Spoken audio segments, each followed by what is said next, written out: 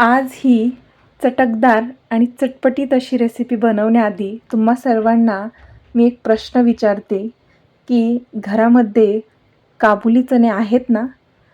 तर काबुली चणे असेल तर आपण आज बनवणार आहोत मस्त असे धाब्यावर मिळते अगदी त्या प्रकारचे चिक्कर छोले. तर नमस्कार, वैष्णवीच्या स्वयंपाकघरात तुम्हा सर्वांचं मनापासून स्वागत. तर आज बनवणार आहोत मस्त असे चिक्कर छोले. तर छोले बनवण्यासाठी 1 वाटी काबुली चणा रात्रभर मी भिजत ठेवला होता. आता हा भिजलेला सर्व चणा कुकरमध्ये घातला आहे. त्यामध्ये घातला आहे 1 इंच दालचिनीचा तुकडा, 2 हिरव्या वेलची आणि 2 तेजपत्ता आणि चणा बुडेल इतपत यामध्ये मी पाणी घातलं आहे.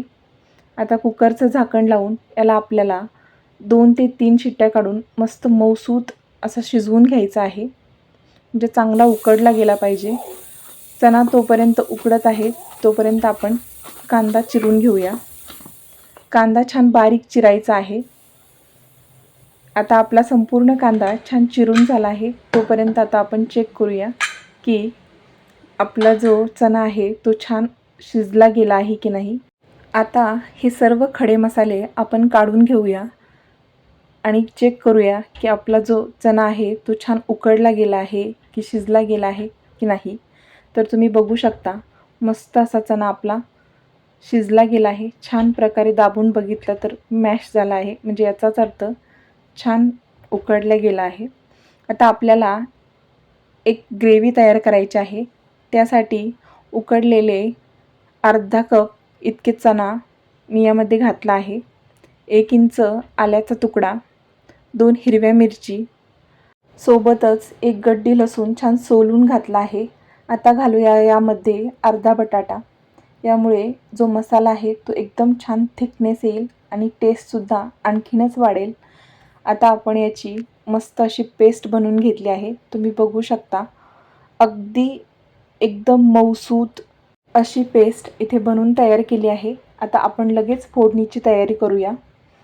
तर पॅनमध्ये 3 मोठे चमचे तेल घातलं आहे. त्यामध्ये घालूया अर्धा चमचा जिरे. जिरे छान फुलले की त्यामध्ये घालूया बारीक चिरलेला कांदा. इथे मी 2 कांदे छान बारीक चिरून यामध्ये घातले आहे. आता आपल्याला हा कांदा छान गुलाबी रंगावरती परतून घ्यायचा आहे. कांदा जितका छान परतला जाईल तितकी टेस्ट यामध्ये छोलेची जास्त छान येते. आता घालूया यामध्ये 1 चमचा बॅडगी मिरची पावडर. बॅडगी मिरची पावडर घातल्याने कलर खूप छान येतो, शिवाय टेस्टसुद्धा खूप छान येते. आता घालूया यामध्ये 1 चमचा छोले मसाले. एकदा की छोले मसाला घातला की दुसरे कोणतेही मसाले आपल्याला घालायची गरज पडत नाही. छोले मसाल्याने टेस्ट खूप छान येते. आता आपण घालूया जी आपण बनवून ठेवलेली पेस्ट होती ती संपूर्ण पेस्ट आपल्याला यामध्ये घालायची आहे आणि चांगली तेल सुटेपर्यंत याला परतून घ्यायचं आहे. आता आपण याला छान मिक्स करून घेऊया आणि चांगलं तेल सुटेपर्यंत याला छान परतून घेऊया. आता साधारण आपल्याला इथे 7 ते 8 मिनटं छान याला परतून घ्यायचं आहे. आपण जेवढं छान परतू तेवढी याची टेस्ट अजून वाढते. तुम्ही बघू शकता 10 मिनटं झालेली आहे. मी याला परतत आहे. एकदम छान प्रकारे आपली जी ग्रेव्ही आहे ती तयार झाली आहे. तेल देखील छान प्रकारे सुटलं आहे. तुम्ही बघू शकता अगदी त्याचं टेक्स्चर देखील खूप छान आलं आहे. आता या स्टेजला आपण यामध्ये घालूया उकडलेले सर्व चणा आणि याला पुन्हा मिक्स करून घेऊया. आता मी यामध्ये जो पाण्याचा वापर करणार आहे ते आपण चणे बॉईल केलेलंच पाणी यामध्ये घालणार आहोत. तर ते पाणी मी पुन्हा गरम करायला ठेवलं होतं. आता गरम पाणी यामध्ये घालूया.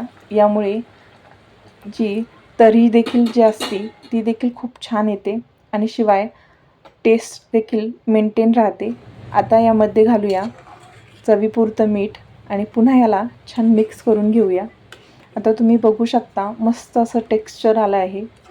अगदी थिकनेस आहे ग्रेव्हीची.